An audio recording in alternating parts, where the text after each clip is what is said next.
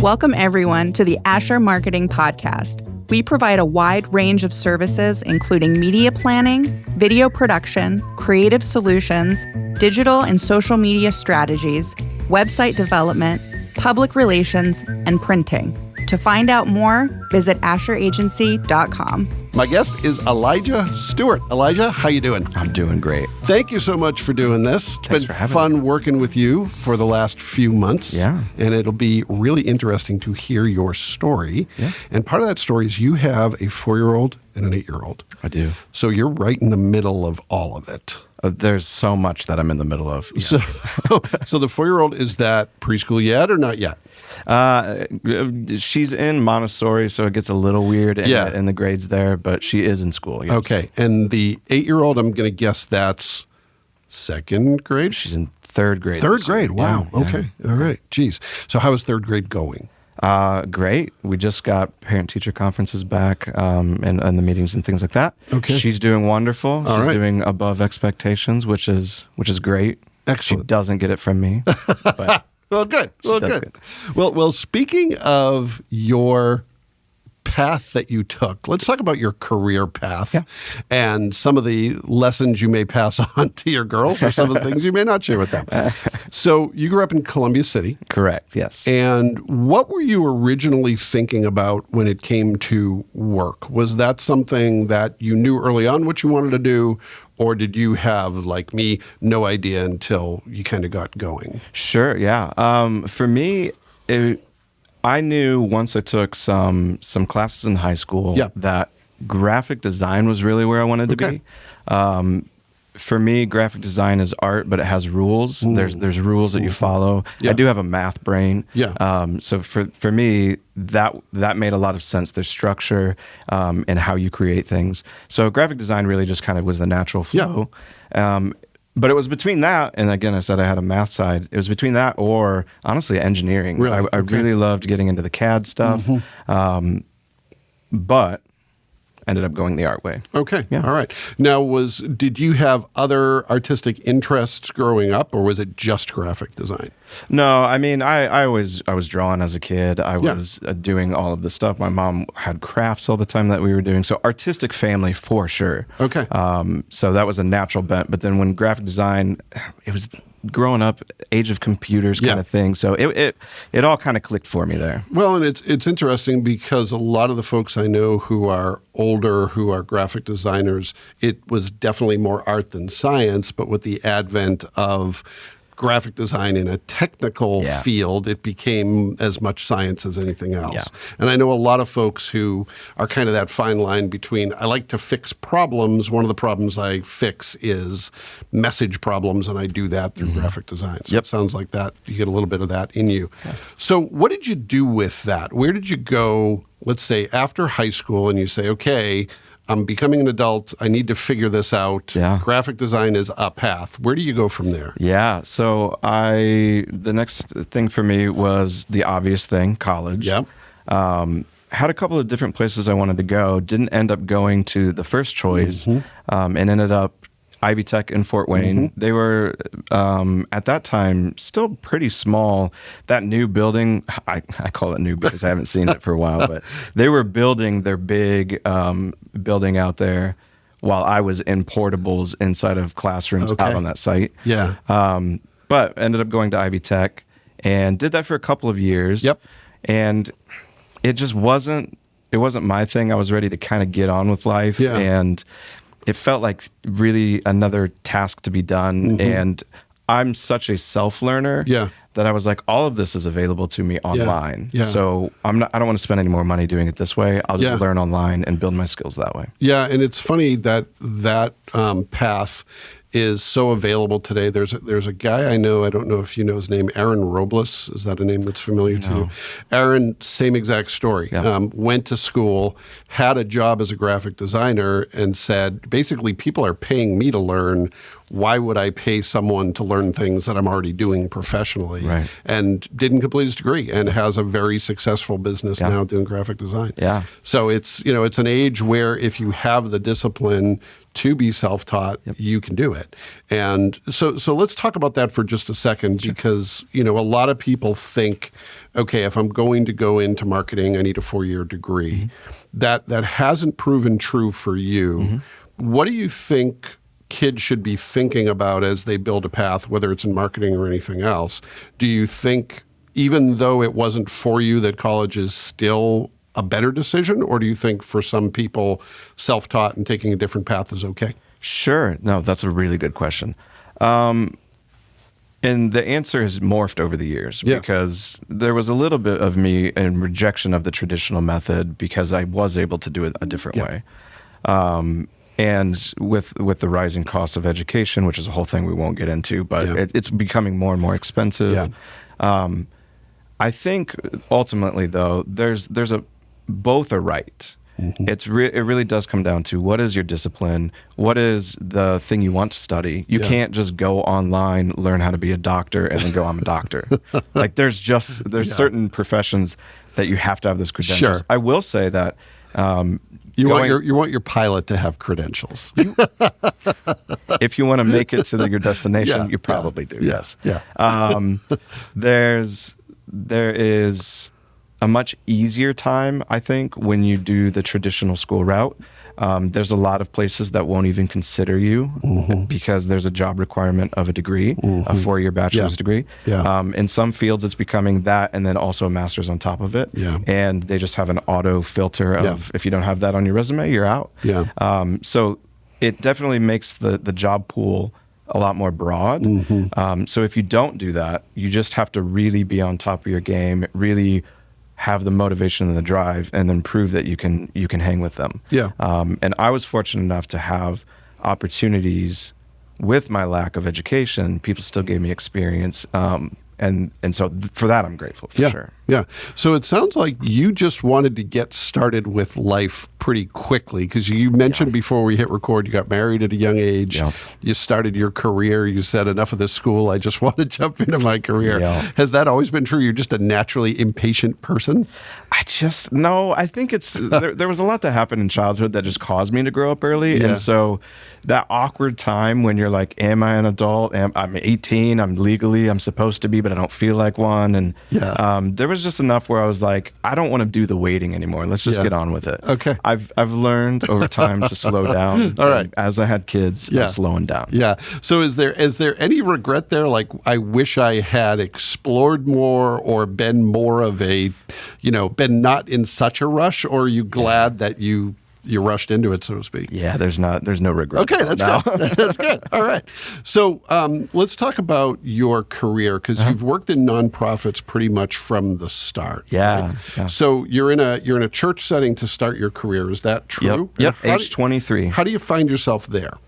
Part of it was I've just always had a spiritual side, and wanted to figure out what it looked like to work inside of a church. And had originally applied actually for another job. I have a musical background too, again, artistic. So I had applied for some music stuff, and they had kind of went on a different path there, but they said, we do have this other thing. And I was like, perfect. That's my other passion. I love art and graphic design, film, things like that. And so, at 23, they let me have that opportunity and then hung with it for a decade. Wow. So it sounds like it was a good experience. It was, yes. And yet you decided to make a change. So what precipitates that? Why do you take what is now comfortable after 10 years, you're probably doing pretty well, and you decide to completely upset the apple cart and go do something different? Why is that? This is kind of like a therapy session now, because I think you're calling out something that I'm realizing. Am I impatient? There's 10 years of doing anything, and sometimes you just get bored. And we had taken on more employees at the church. What I used to do creatively had kind of gotten divided a little bit, and I was like, I don't know that I'm finding the joy in this anymore. So you couple that with then some experiences over COVID where I get to travel out to California, spend a whole week in this cabin in the mountains of the High Sierras out at Lake Tahoe. And I was like, this is great. Yeah. This is awesome. Why can't I do this every day? Yeah. Because it's expensive. Yeah. But that really struck a chord with me while we were out there. And me and my wife always, when we were before kids, we're always going out, camping, doing all this stuff. And so this interaction with nature and being out in these grand vistas, which most people, you go to the Grand Canyon, you're going to be inspired. Yeah. But doing that, I was like, okay, what is this that's stirring, and how do I incorporate my skill set, which is I'm not a mountaineer, but how do I take communication and telling people information and marry that with something like the outdoors? Now, when you were having this epiphany, did you know of the opportunity at Acres, or did that come later? I did not know of the opportunity at Acres. Nope. It was just one of those life moments where like something stirs and you go, maybe this is something, maybe it's nothing. And was it anything specific that you can point to, or was it just a series of moments over the time you were there? As far as the inspirational, there was a moment. Again, it wasn't like, this is the thing to do. But me and my wife had climbed up on these rocks and we were overlooking this lake. And I was just like, these places don't exist. They do, but they don't exist where I'm at. And I want special places like this where I'm at. And that was a kind of a sobering experience for me, because I didn't want to have to travel to clear across the country to experience things of beauty. Yeah, well, and there's I'm going to misquote a song I really like, but there's places 20 minutes from home that you've never been that are pretty amazing, but the reason they're amazing is because we never go there. And it's like, if and I include myself in this, if we just kind of turn left instead of right sometimes, you can find some pretty amazing places. Yeah. So there was also something that I've stalked you a little bit online, as if you can't tell. That's cool. You're a little bit elusive because you're not on LinkedIn, so you have that going for you. But there was a moment with your girls at an Acres Preserve too. Tell me a little bit about that. Yeah, so that was the first kind of actually introduction to Acres specifically for me. We had that experience out in California, and then I was trying to figure out, how do I give my girls this experience? For me, growing up, we lived woods were in the back of our house. We were out there all the time, and those were really formative experiences for me. My girls don't have that experience up until this point, because we're in a suburban neighborhood. There's houses all around, tiny backyard. And so how do I give them this experience? And so I was just like, what is incredible in Indiana within an hour of me? And there's the state parks. Like everybody goes to the state parks. But I wanted something that was a little bit more off the beaten path. And so I'm just Googling. Acres has great SEO, by the way. So I'm Googling, and this website says there's a waterfall down in Wabash County that's 50 minutes I was just telling producer Nick about that. Yeah. And I was like, well, if that is true, I don't believe it, but if it's true, let's go see it. And so we packed up that morning, and again, this was spur of the moment. So that morning we packed up and went out there, and we just had the most incredible time. There is a waterfall in Wabash County. It's beautiful. And there are pillars too in Wabash County. And there's a hanging rock. 7 of them. 7 of them, and there's a big old rock. But having that moment with them, and I remember one of my girls, as we're out along the banks of the river, it's butts up against Salamone, as we're out there, and she just goes, "This is the best day ever." Oh, wow. And I was like, oh, this is it. This is the experience I was hoping to have. And from that, I was like, what can we do to have this experience as a family? And then again, how can I be involved in something that has families have this experience? How can I wasn't protect at the time. That's my language now. But how can be a part of something that allows families to experience all of the world has to offer in this way? Well, that's cool. So we've been talking about Acres, but my suspicion is some of the people listening to this either don't know what Acres is or misunderstand what Acres is. Sure. So from your perspective, how do you describe Acres to those who ask? It's hard because it depends on the person. But most of the time, I just say that I work for an organization that helps keep special places special. And then if that's not enough, and they're like, what does that mean? Yeah. It's really about land protection, and there's a lot of land that's disappearing. And so acres exists to make sure that forests can stay forests instead of turning into more development. We're not anti-development, but Sure. trying to keep pace. Yeah.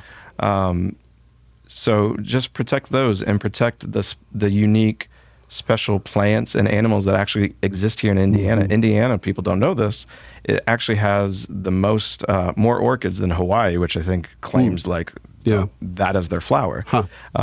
There's interesting things about this place, and people don't know it. They think they have to go travel again to California and not 20 minutes down the road to find some really interesting places.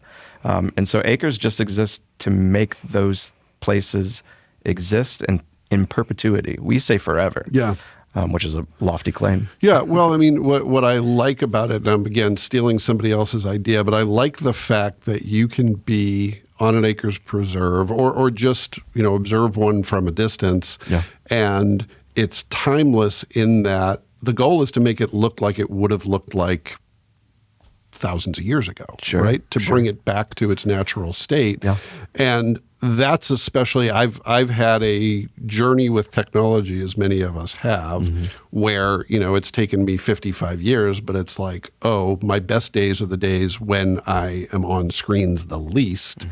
And there's fewer and fewer spaces where you can get away from all that. And acres preserves happen to be one of those, where if you choose, you can go back to a place that's kind of unspoiled by modern technology. Modern technology is great, but if you want to get away from it, it's one of the few places where you're not going to be confronted with it unless you confront yourself with it. Yes. Yeah. So a lot of people, myself up until recently included, confuse state parks, they confuse county parks, they confuse the trail system with acres. How do you delineate if somebody's like, well, Matea, is that an acres preserve?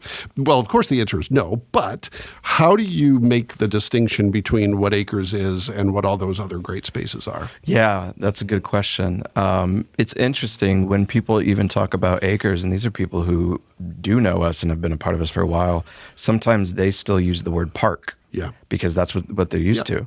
But there's so many conservation groups. So acres is a conservation group. We protect land and conserve that land.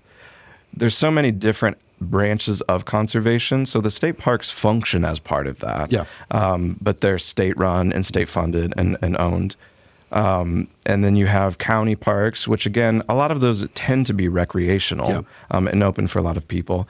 What we do is we protect land, and we have it's around 130 different properties that we protect in our region now, which is about 8,000 acres. Like we're up there. Yeah. But of those 130, only 32 are even open to the public. And the reason is, again, we're protecting sensitive plant communities that are endangered and could potentially go away. So we're trying to protect some of that. We're protecting things like a rattlesnake. Did you know we have rattlesnakes up here? I did not. I didn't either until I worked with acres, and then I got to see 2 of them on this property, and it was terrifying. Is that which preserves would you find them, or do you not want to say because then people will go looking for them? It's on a closed preserve, so we don't have that problem. Got it. We have articles about it. It's Grass Lake. It's a unique property. Yeah. We won't get into the details because it gets really technical. Yeah. And it would all be over my head anyway. So good on you. Mine too. Yeah. But those kind of things exist, and so we're protecting that. Yeah. When it comes to recreation, the state parks are doing a great job, and county parks are doing a great job. For us, we do like to inspire people. That's why we have open preserves where people can hike around. Again, go see a waterfall. Yeah. But our main goal is protecting the things that are going away. Yeah, and that took a while for me to get my head around because I have been involved with Fort Wayne Trails for the last decade, and the goal there is we want as many people on the trails as possible, and with acres, it's kind of like we want some of that, but people can be competitive to our main mission of preserving this stuff. Right. So balance. It's all about balance. It's hard, Yeah. So how does land find its way to acres? Is it primarily people leaving it to acres in their will, in their estate? Are there other ways that land finds its way to the organization? Sure. Yeah. There's a couple of different ways. Sometimes we actively are looking for places. Yeah. We've come up with these, I don't know if they're unique to us, but there are these corridors that we're trying to protect. So for our acres, one of their big ones is Cedar Creek. So Cedar Creek exists up north, and we protect about 100, or not 100, probably I think at this point 1,300 acres within that corridor. Okay. We have a concentrated effort in that area. So we're actively looking sometimes for plots of land that go for sale, and we may try to do some talking there. But most of the time, it really is like-minded people who are like, I have this piece of property and I don't want to see anything else happen to it. Yeah. A lot of times, memories are attached to these places. Lots of memories of great-grandfathers and things like that. Yeah. And I don't want to see that go away, and I don't want to see it just get torn down and put a parking lot up. So I want to protect that. What's an organization that can do that? It's acres. And a lot of times they'll kind of leave it, they'll live, put it in their will. We'll see it afterwards. Yeah. A lot of times too, we have what's called like a life estate.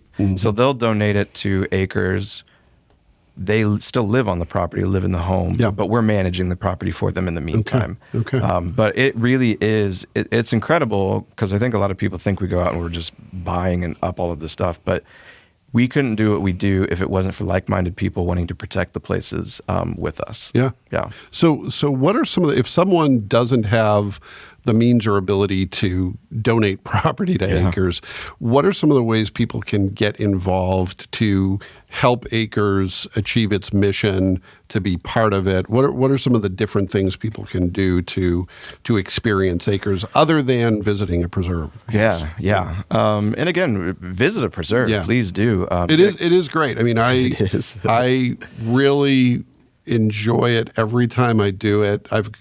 I haven't been to most of the preserves, but there's ones I've gone to multiple times. And what I like is the variety. Yeah. You know, there's one not far from my home. It's right off Stellahorn, and it's relatively small, but it's super quiet for where it is. Yep.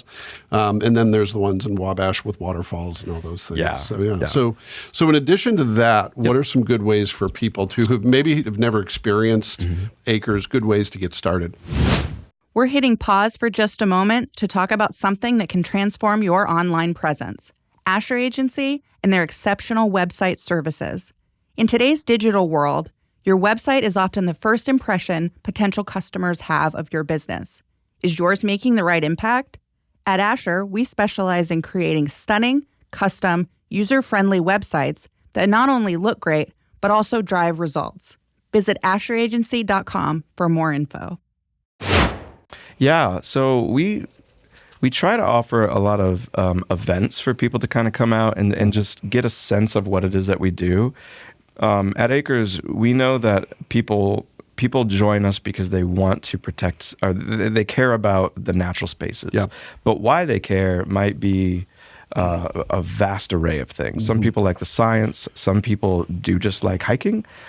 Some people really care about animals and want to keep their habitat protected. So all of these different things come into this web that we have. And that makes up why Acres exists and the people who support Acres. So we try to have events that then kind of capitalize on some of that. So we've started up family play days.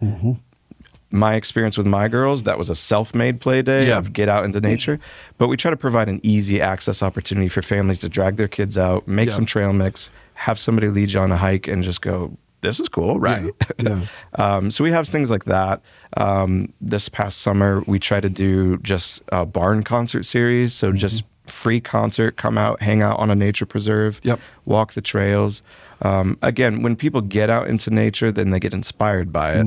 And when they're inspired, then their deep core motivations, their like core memories start to form inside of that, of like, why do I care about this place? Yeah. Is it beautiful? Is it because I saw a cool bird? You get birders out of that. Yeah. I need a pair of binoculars now to see this bird closer. Yeah. It happens as you get older. I'm starting to become one. And I always thought, if you're starting to become one, I don't even know what I'm becoming. Yeah, all right. who looks at birds all day? I'm starting to. Yeah. But events are a great way to do that, experience a little bit of who we are, and come out to something that interests you. Don't interact in a way that doesn't. We have something for if you want to learn how to identify trees just by their bark and without the leaves. There's a thing for you. Yeah. So we really try to get people to get interested in acres that way. And then it really is after that just, okay, you think that this is valuable. So now what is your action step? What are you going to do? For us, it's we operate, we're a nonprofit, we operate off of donations and funds that way. And we are largely member and donors supported when it comes to funding. Yeah. And so to become a member of Acres, to get some like exclusive access to some of those more special events, $20 a year, you're a member of Acres. Yeah, that's always amazed me at how low the entry point is. Yeah. I mean, my original experience with Acres, and I'll be honest, what originally attracted me to Acres was some of the most interesting people I knew kept talking about this organization, and they were from different walks of life. And I was like, if all these really cool people think this is cool, maybe I should too. And visited a couple of preserves, and I was like, this is great, but I don't have $1 million. I don't have property. And then, I intersected with, it's $20. That's nothing, right? So really great way to be part of it and feel like something, much larger than yourself at a very low entry point. Yeah. Yeah. And it's interesting too, because it's a hard thing with membership for Acres. All of the open preserves that we have, like we'll get calls all the time, like, what is the cost of entry? They're used to different kinds of parks or things like that. It's free and open to the public. The thing I think people don't understand with Acres preserves is that it's still private land. It's still land that Acres owns. It's not public space. And so people have to interact with them a little differently. But they are free and open to the public as long as you're there when the sun's up. Don't go camping in an Acres preserve. Yeah. Well, and the other thing that has fascinated me over the years is the wildly different walks of life that get people involved in Acres. There's some people who come at it from a very spiritual perspective, some people from a very environmental perspective, some from a very scientific perspective. And it's kind of a cool way where those different walks of life intermingle and all have kind of a common purpose, which is pretty great. Yeah, it amazes me the people that I run into and the people that I continue to meet. I've been at Acres for a little over a year, so I'm still meeting like core people. And I'm like, I would not know you if it wasn't for our shared connection in this, because everything else does not connect. But I love that. And I do love that collectively as an organization, somehow we've got a bunch of different people with a bunch of different backgrounds who all get along for this core purpose of we just want to see nature protected. Well, and the world needs more of that right now, for Holy sure. cow. Yeah. We're not going to solve that. So Not here. So what are some of the specific things, and obviously if there's something secret, don't feel like you have to talk about it, but what are some of the things you're working on that are at the top of your to-do list, maybe keeping you up at night, maybe making you excited, maybe all of those things? This is going to be a big, vague answer, but what's really hard with Acres is the scope of our work is not. It's infinite, and it doesn't exist on our timelines a lot of times. So we are constantly working on new projects. We have people who are wanting to donate their land to us. We work with people for over 30 years to make that happen. And so there's multiple staff members involved in some of that. That being said, there are some hopeful 30-year projects that we're hoping to see some finality to. We just recently finished up a project that was like 10 years worth of work. And so it's hard to say, here's what's on the horizon, because sometimes they just come to us. And sometimes we've been working on them for a long, long time. And it's hard to get people to think in terms of centuries rather than decades. Because that's the scope of what we do. Yeah, for sure. So this is going to be a potentially stupid question. Please ask. And it may have an obvious answer, but I assume all of this has gotten more difficult with the rapid growth in Northeast Indiana. And, you're seeing huge swaths of farmland go to new subdivisions out of need. People need a place to live. Sure, yeah. Has it gotten more difficult to preserve those spaces? Yeah. What we're finding is the act of preserving is not hard. Yeah. When we find people who, I'll back that up in a minute. When we find people who want to donate land, that part's still easy. Yeah.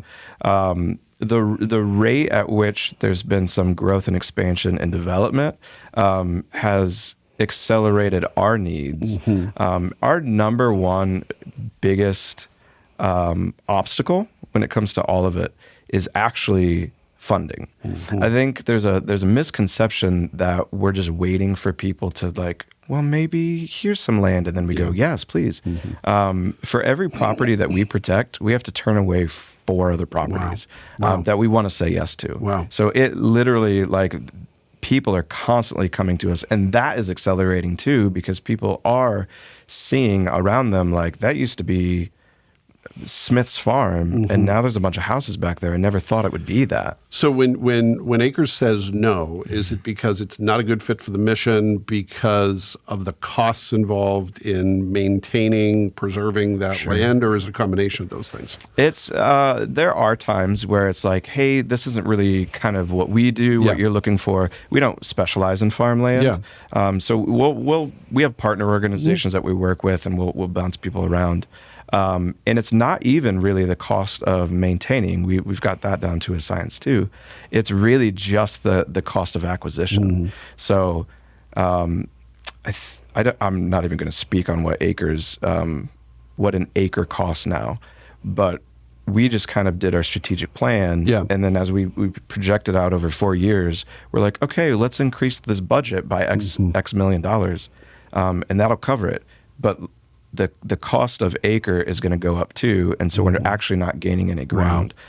So really, it's not even the cost associated with maintaining; it's the cost associated with acquisition. Okay. Especially on the people who don't want to donate. Yeah. They want something for their land, and probably deserve it too. Yeah, understandably. Yeah.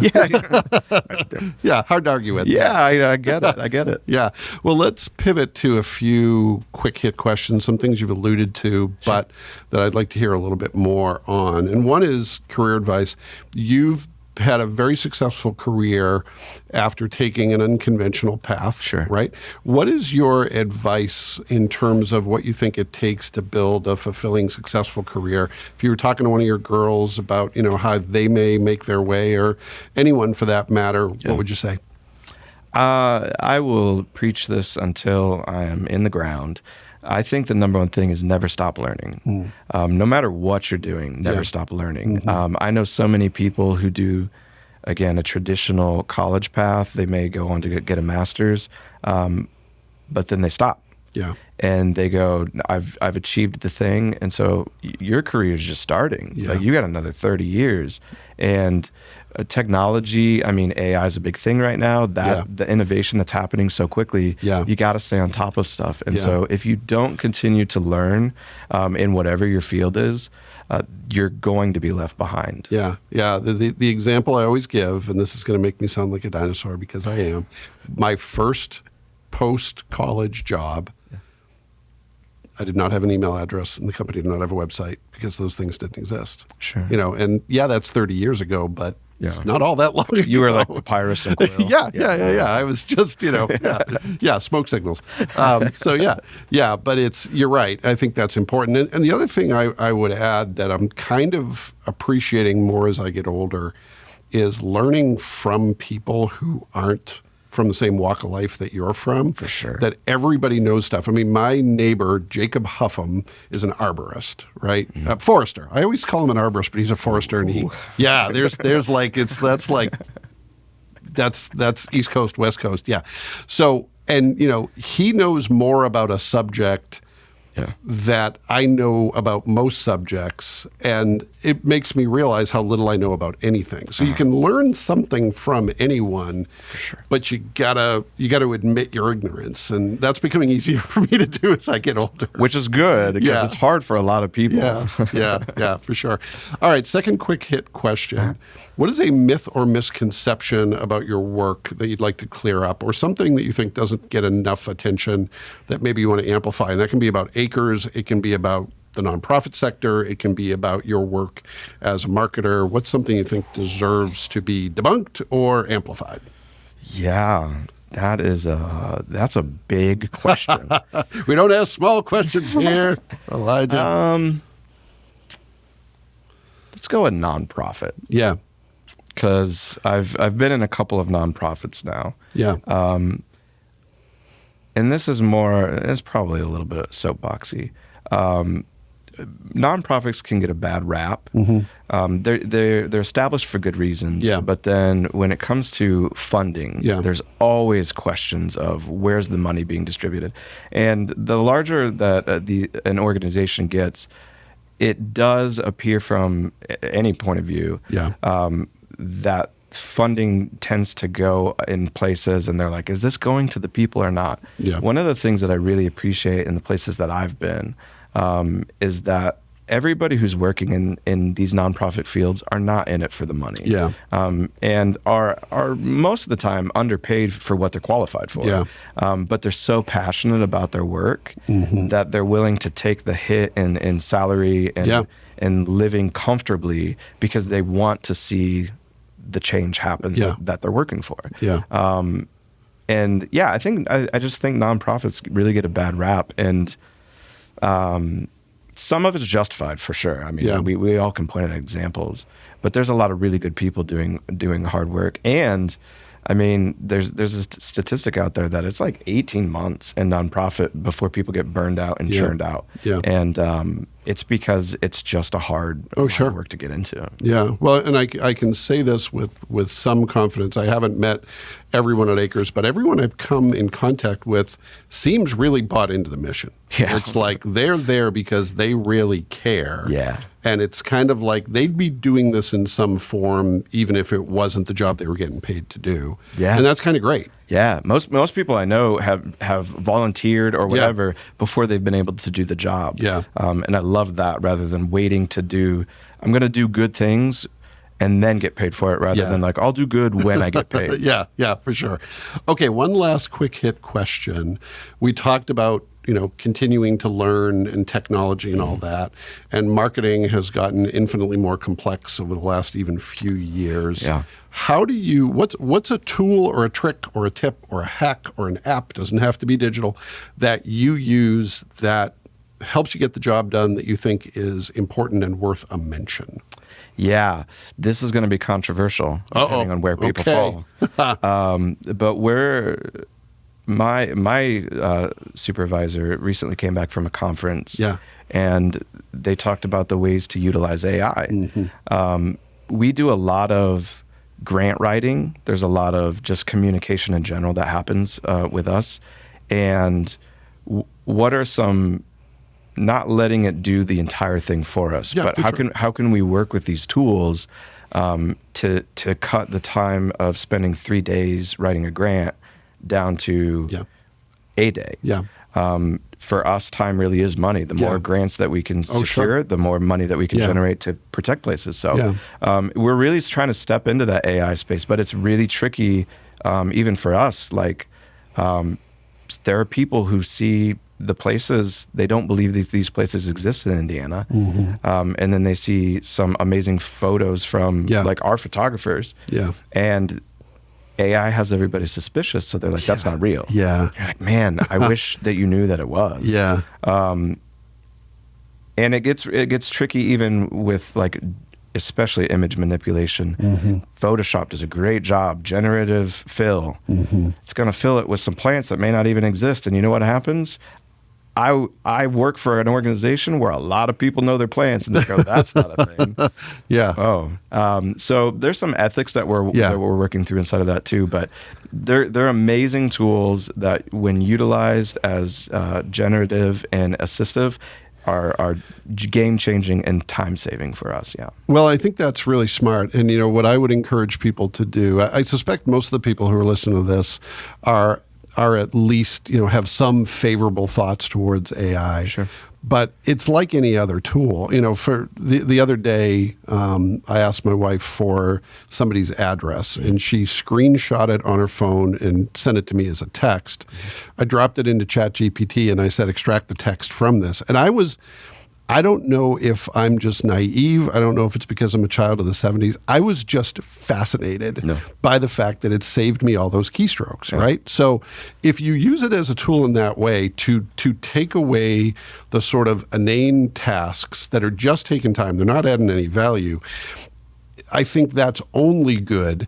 The rest of it, there's a lot up for debate, but it's something that I encourage people, don't shy away from it so much that you get left behind. Yeah. At least become educated about it, learn the pros and the cons, and try stuff, experiment. Yeah. And then if you still have a wholly negative opinion, that's fair, but to just say these tools are evil and they're going to destroy humanity is probably a little overstated. It's a lot overstated. And your opinion is at least informed at that point. Exactly. Which is what's really important. Exactly. Yeah. Exactly. Well, and people now are informed about acres thanks to you. What a transition. Wow. Hey, I've been doing this for 4 years. If I can't figure that out, then I guess I'm not useless. Well, thanks for doing this. This has been fun. Oh, thank you so much for having me. And thanks to everyone who took the opportunity to listen to this episode of the Asher Marketing Podcast. We'll be back next time with another great guest, and we hope you'll join us then. We'd love to hear your feedback. Feel free to reach out to us at hello@asheragency.com. If you enjoyed this episode, please subscribe to our show on your favorite podcast platform. It really helps us reach more listeners. For additional resources and updates, visit our website at asheragency.com. Thanks for tuning in.